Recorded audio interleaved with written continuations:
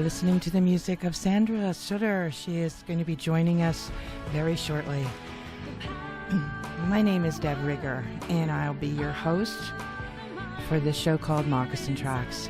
I'm a visitor to Turtle Island, moving with decolonization, living culture, and re-indigenizing with Earth as mother and all life as family. We recognize this area we broadcast from as Indaki-Na, the ancestral homeland of the Abenaki Nation. And I want to thank you for tuning in today.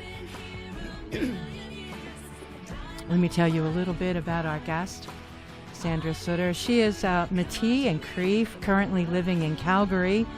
And she produced and created this album, this 2018, called Cluster Stars, that she's really getting a lot of attention around, including winning the Native American Music Awards for the Best Americana Album of 2018.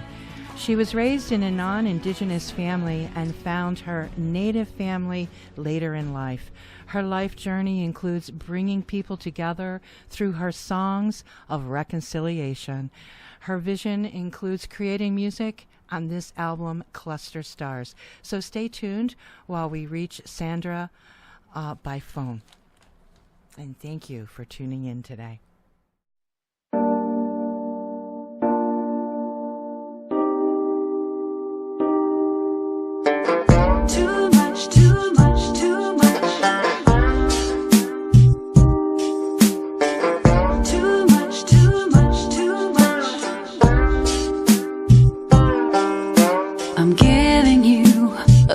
Of me not living in the world, the piece of me that doesn't know how your touch turns me into stone. I taste the blood on my lips where your fingers have left their mark, but you no longer touch the essence of my soul or of my heart. You turn my outside shades of blue. You love me and I know it's true, but you love me too much. And I want to welcome to Moccasin Tracks, Sandra Sutter. Hi, Sandra. Can I pronounce your name correctly? Is it? Can you introduce yourself so we know how to pronounce your name correctly? Hi, Deb. Good morning. Thanks for having me. It's Souter, and I tease people that it's the sooner the better. Ah, the sooner the better. Oh, that's that's terrific. You know, we've really enjoyed playing the last couple of weeks some tracks from Cluster Stars, and it's just such a beautiful release. I'm so glad that you won the Native American Music Award for Best Americana Album.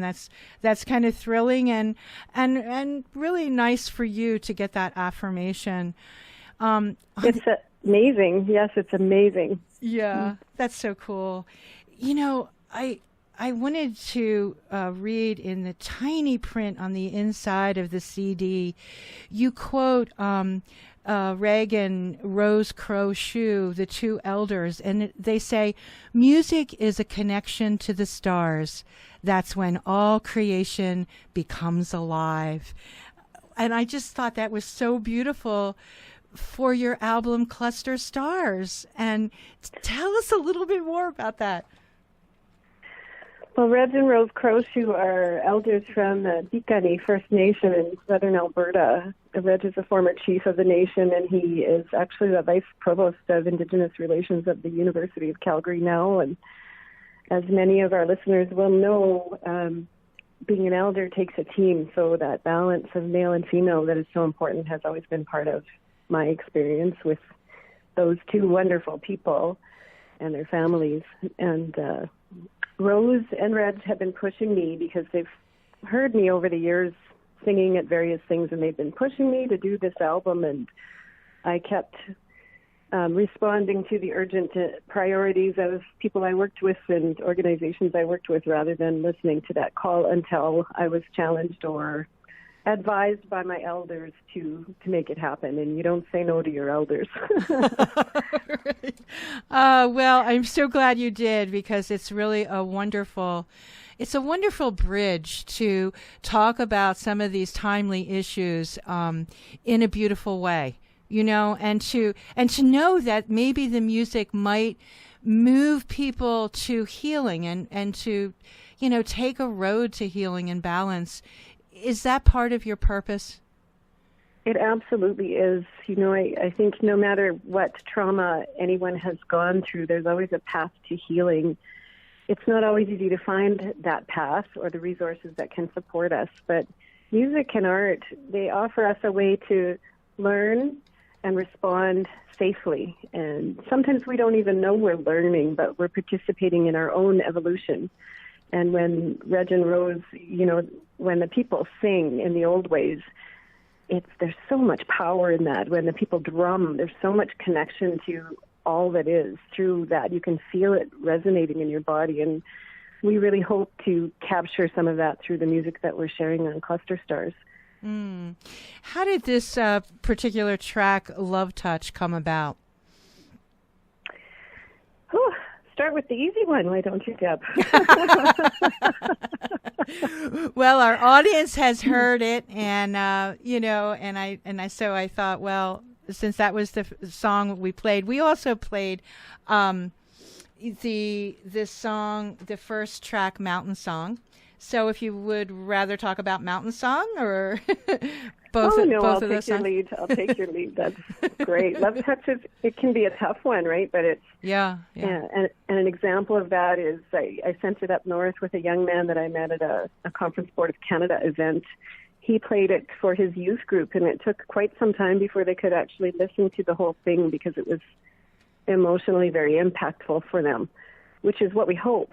And to be able to find resources to help you to work through that, some of which we also have included in the song if you listen further on, to try and find a way to naturally heal and recognize those resources that are available to you. But Love Touch came out of a long time ago. I played with an all-original jazz fusion band called Shadow Play, and we used to play for an organization called the Sheriff King Home in Calgary, and they deal with issues of family and domestic violence.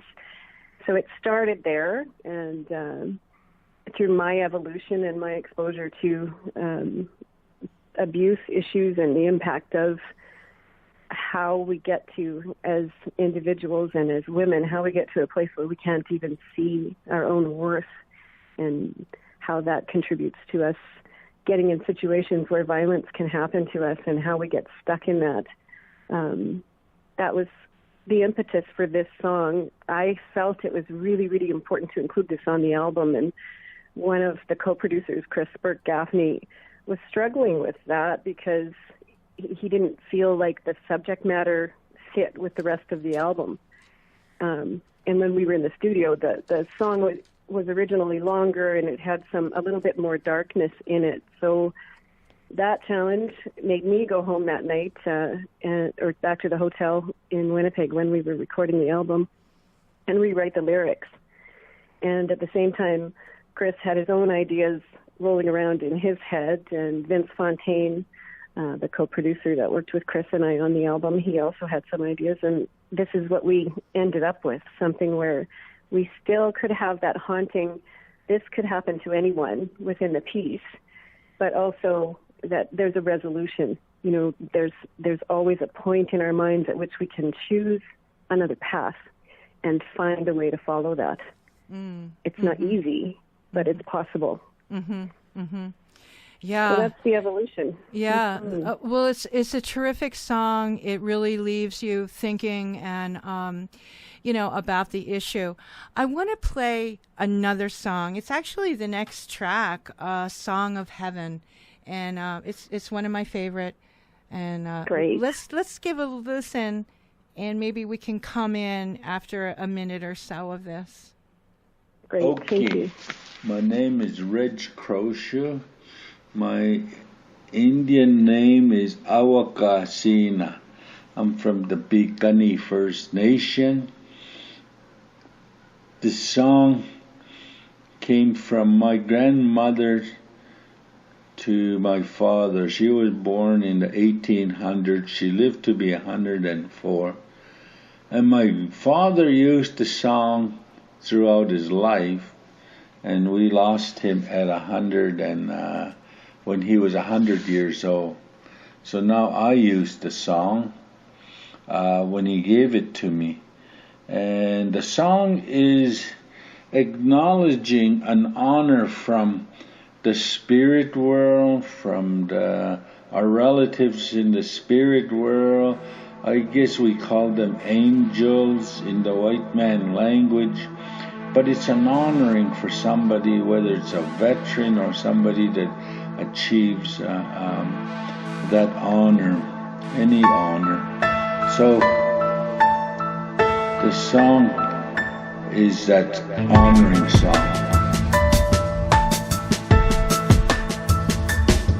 You wanna tell me about a time you were near to losing your mind? It's alright, it's alright. I know it's a little scary. I know your heart is full of worry. Really wonderful introduction, Sandra, with your elder's voice on this track. Really beautiful. Thank you. Yes, he's amazing. It makes me smile every time I hear it. Yeah. And it's that combination that is working so beautifully for you, because you say that you really work with your elders and your music, and it's all connected now to your journey of life. Do you want to talk about that a little bit more? Yeah, it really is. I'm so very blessed. Here I am, a Cree Métis woman who was adopted into a non-Indigenous family.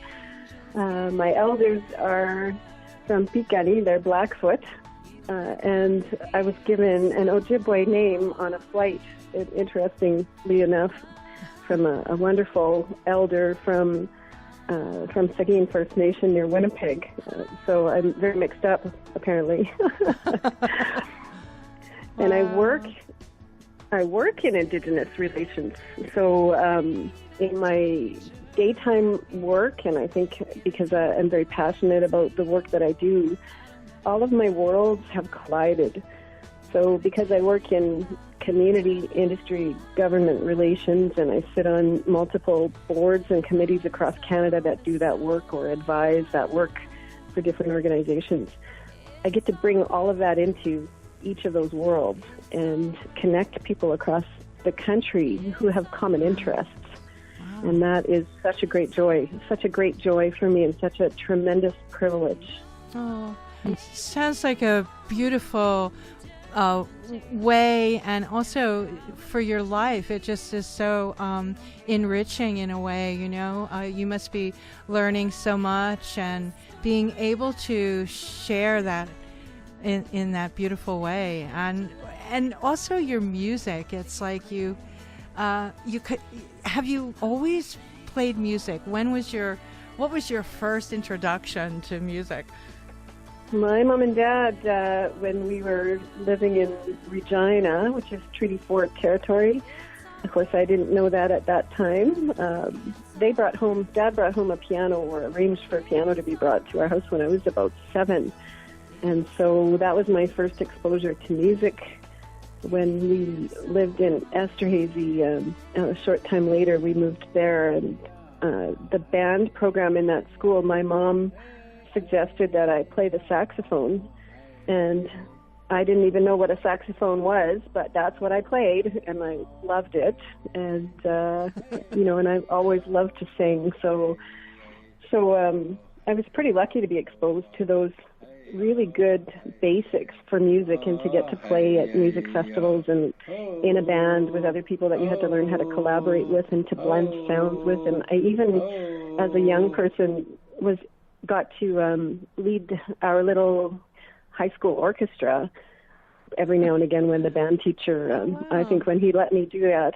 So I'm sure I couldn't do it today, but whether or not he was just allowing a child an opportunity to feel important, or he actually saw talent in me, I'll probably never know. Oh, wow. when you say that you have the privilege to do the work you do and to play the music, but it's so beautiful that you give it up. You gift us all with this music. So I just want to thank you for that, because even though you feel like you have that privilege, it's really a beautiful gift. And I feel that goodness in your heart. So I really thank you so much. We did want to share your website. You have a website where people can go and find out more about your music and a little bit more about you at sandrasutter.com. Great. Yeah, and people can also find you on Facebook. Are you on Facebook? Yeah, I have a fan page on Facebook, Sandra Souter, and we have, of course, the album Cluster Stars is available in all the usual online streaming places, Bandcamp and iTunes and Spotify, and we have the song available on YouTube, all of the songs on the album as well. Oh, cool. Absolutely. Yeah. Mm-hmm. Now, you wrote a piece, I call it like a spoken word, Indian in the Child. And yes. I thought it would be really fun to hear a little bit from you about this song, because I'm sure it was quite the journey to write it, and it just brings up so much emotion when you hear it. We'll play it for our listeners after we hear a little bit about the story behind it. Thank you, Deb. Yes, that is an amazing piece. So there's a beautiful man from Siksika First Nation just outside of Calgary. His name is Vincent Yellow Old Woman, and at the time that the song was written, he was the chief of Siksika.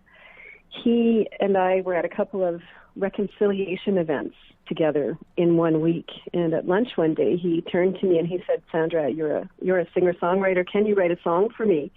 And I said, "Yes, of course I can. I'll do my best," as you would when you're talking to a well-respected chief and elder. And then he said, "Could you make sure that it has these 6 words in it?" And the 6 words that he had said to me, it sent chills down my spine, because I had literally just written them down in my book before he said the 6 words. And the 6 words were "kill the Indian and the child." And then he said, "And can you make it end on a positive note?" Oh. What a challenge. Oh my goodness. Yes. Yeah. And he's the example, because he was a cultural person. He was taken away and sent to residential school where he spent some time. He shared his story, and his story is in the song. And then he had some struggles, and he recovered through his culture and his ability to reconnect with his culture and with nature and become the leader that he is today. Yeah. So I co-wrote that song with one of my bandmates in Prairie Justice. His name is Jim Peace, and he's not Indigenous. He's a very tall Caucasian cowboy. And so we had quite the back and forth over some of the content that I wanted to include that he felt was too tough to hear. And that was good balance for us. And also a good effort at reconciliation when you want to appeal to a broad audience so that everybody can understand and interpret the message in their own way, in a good way. And if I had written it on my own, I wouldn't have been able to include the balance that was necessary for him to be able to embrace it, for instance. So that was the kind of some of the backstory of that piece. Yeah, yeah. Oh, now when you played it for the first time, I know it was quite an experience. Tell us about the audience and how it was received. I was at an event that maybe 300 people were at, and Chief Vincent was in the room. He had been speaking. It was a Circle for Aboriginal Relations conference, so a network of people who work in community industry relations. And so they know the subject matter. They've been exposed to it before. But they're also a network of my colleagues. And so I got up to the podium, walked past my band on the way up, and we hadn't started playing yet. This was the first piece that we were going to do. But there was no music to it, because one of the struggles that Jim and I had was we couldn't land on music that was appropriate for the subject matter. It was too light, it was too dark, it was too fast, it was too slow. So I jokingly said to the band as I was walking up on the stage, not looking at anybody because I was terrified and emotional, not looking at anyone in the audience, kind of had my head down. I said, "Oh, could you just play something Leonard Cohenish in the background?" And I should have known my band better because, of course, they immediately started playing something Leonard Cohenish in the background. I was kind of just joking. And we ended up keeping that style of music for the spoken word piece. And when I spoke the piece, my head was down the whole time. I was kind of looking off to the side at Chief Vincent, and he kept giving me the thumbs up, and he had tears in his eyes. And then when I looked up at the end of the piece, everybody in the room was standing up, clapping, crying. Oh. And that was, I think, the most impactful moment of my career because everybody understood. Yeah. And everybody felt it. And Chief Vincent got to be there and experience that support. It was amazing. Wow. Yeah. How about if we give it a listen right now? And can you hang with us for this song? I'm blessed and happy to hang with you. Okay, thank you. Here we go.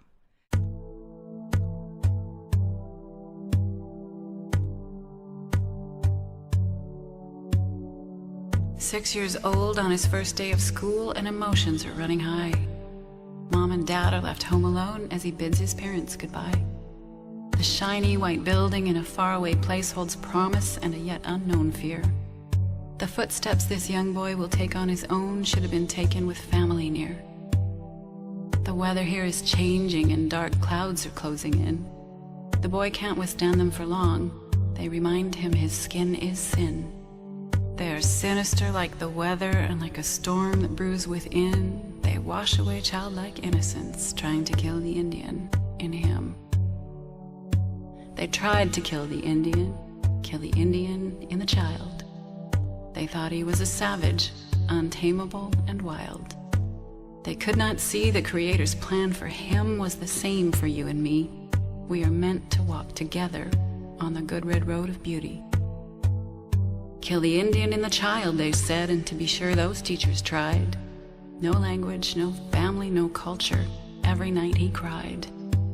A forced haircut and a cruel bath, bleaching brown skin into white. Though they tried to kill the Indian survived. Their methods were born of ignorance. Along the way the road got twisted. The boy could not do a single thing right, no matter how hard he listened. The lessons that he learned were not about writing, literature, or math. What will it take before graduation for him to discover a welcoming path? They tried to kill the Indian in the child. They thought he was a savage, untamable, and wild. They could not see the Creator's plan for him was the same for you and me. We are meant to walk together on the good red road of beauty. Oh, Canada, you failed your people. Where did you go wrong? Underneath that national anthem, you were not true, free, or strong. You built a railroad to unite this nation and sent your beautiful children to jail. They were beaten, starved, and tortured, and their future was derailed. You get 9 years for rape and drug deals, 9 years for a major crime, or 9 years in residential school to kill the Indian in the child. Generations have been affected and had to remember how to pray, to rediscover a sacred culture and find forgiveness along the way. For years, he spent nights searching for a love he couldn't find, in the walls within his prison, in the eyes that had gone blind.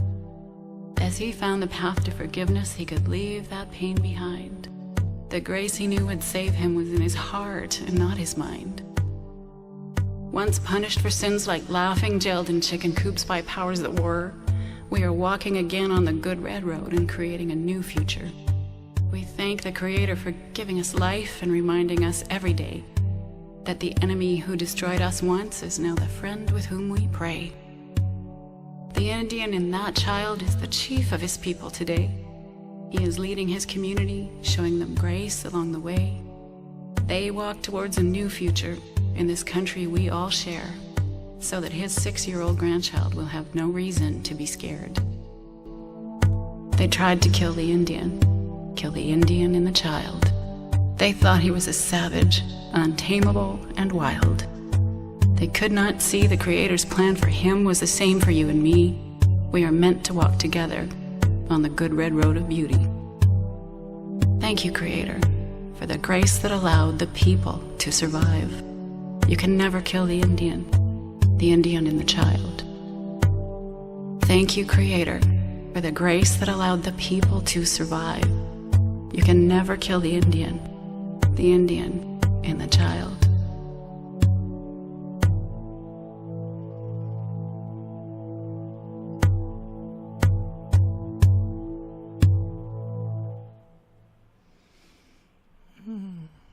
It does end in a really beautiful way, Sandra. I really appreciate it. Thank you. Yeah.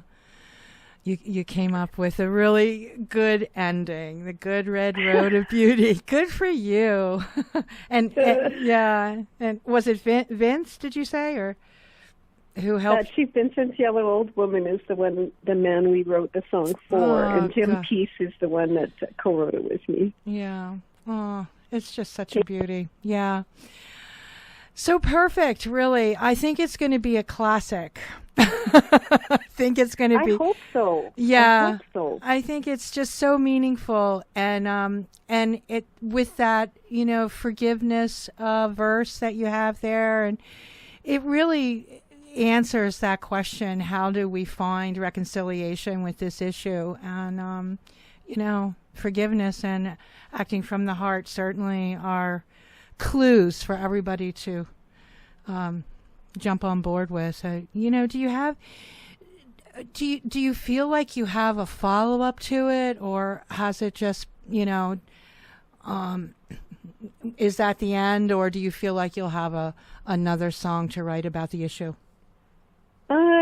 I think definitely I've got a few more pieces rolling around in my head, maybe a few hundred.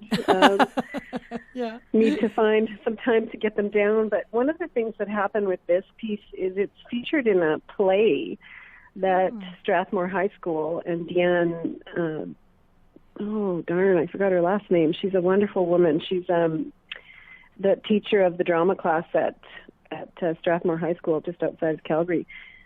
The drama class and the Blackfoot class got together and choreographed a play, and this piece is one of the key pieces of the play, and it's a visual experience, really well choreographed, of Chief Vincent's story. So it's another way to get that. It's called New Blood, and it features the music of Peter Gabriel and another poem by Chief Dan George, and some of the art visual representation from George. I think it's George Littlechild in that piece. But it's a fantastic, very powerful and impactful play, and it carries the same message. So I can see other avenues.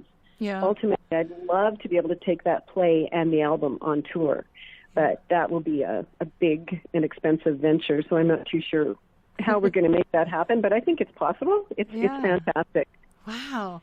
And so will they be playing your music and then just doing the visual to it, or will they actually in the play they actually they at one point in the beginning of the play they speak the piece Indian and the Child from Cluster Stars. Yeah. And then they have a visual representation of that story throughout with all of this other imagery, other music, and youth acting out the different parts of the play of the young man being taken away to residential school and the helpers coming in from nature to encourage the children that are in residential school to hang on, the struggle through addiction, how the old ones come in and help the young man to reclaim his identity and his culture and set aside all those things that aren't part of who he is and that hurt him.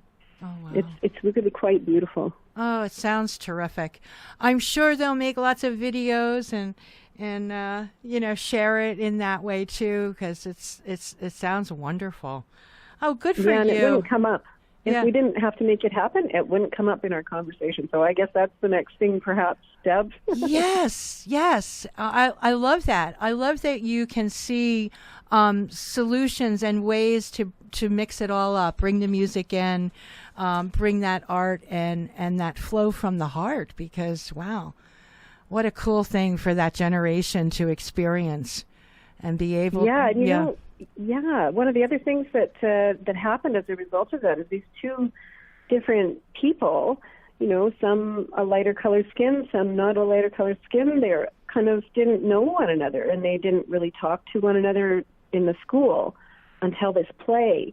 And now they're family, they're friends. They have embraced their own reconciliation without even knowing what it was, and it's made them all so much richer. It's wonderful to hear the kids talk about that experience, what it did for them, and how it changed their perspective. So young in life, now they can move forward, and they can help the rest of us. Right. I feel that you might be experiencing this, like really witnessing this generation of that they don't have to go through that. Yet they have grandparents maybe or parents that went through it, but yet they don't have to go through it, and it's kind of like they have that healing already, so they can help along the ones that need more healing. I don't know. It's just kind of like something that I'm kind of like seeing in the young people, how they're becoming leaders and, doing that with such great positive energy. Yeah, it's inspirational to see young people who have an ability to be just that little bit healthier than the generation before, who didn't have support, who bad things happened to directly, and yet you still see the effect of intergenerational trauma on our young people, and the effects, the cumulative effects of what residential school did and the 60s scoop did. You see that in things like the fentanyl crisis on reserve and suicide rates, not only on reserve in urban centers and Métis settlements. So if we can continue to set examples and talk about, like you do in your show, thank you so much, ways for people to find a path that will have meaning for them and connection for them, then I think we can continue to help build roads that people can stand on and walk on in a good way, so that they can set that example for people and provide something for people to hang on to. Yeah. And I think you also hit it when you said that there is support now for that, for moving forward, for the ones that need that help. There is support. And one thing that we've been supporting here at Moccasin Tracks is the Strong Hearts Native Helpline, and it's available for people to call in and talk to a Native person if they've been, if they're a survivor of domestic violence, or if someone in their family is experiencing it, and they just need to talk to someone who's Native, because so many times there isn't that person who understands the culture, or what it's like to be a Native person in a dominant society. So I think that this is one of the things moving forward, is supporting each other and finding those places of support where, when you even say in your album, when you say that this is a safe place to share your emotions, to share the thoughts that are really challenging. And so, thank you for creating that space with your music for us all to move forward. Something that I think, like a role that so many people can have is to just show compassion, is to just show kindness, and so, after the rise up of our emotions, maybe that's what we can all do for each other, and it's free and easy to get to. We don't have but a little bit more time. Sandra Sutter, it is wow, it's just so wonderful to talk to you. Is there a song that you want to request that we play? One of mine? Yeah, of course. Something from Cluster Stars.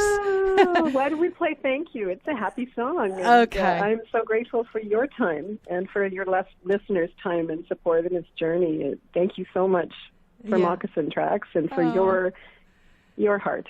Oh, well, wow.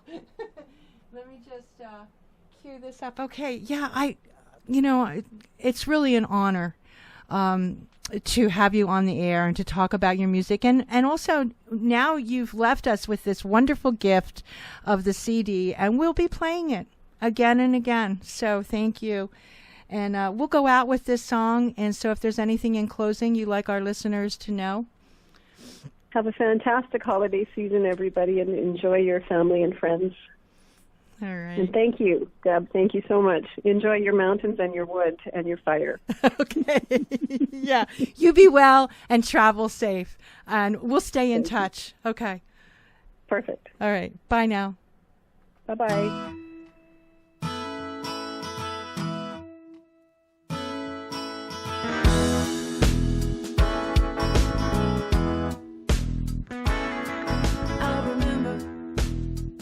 When you showed me that even grown-ups cry, and I remember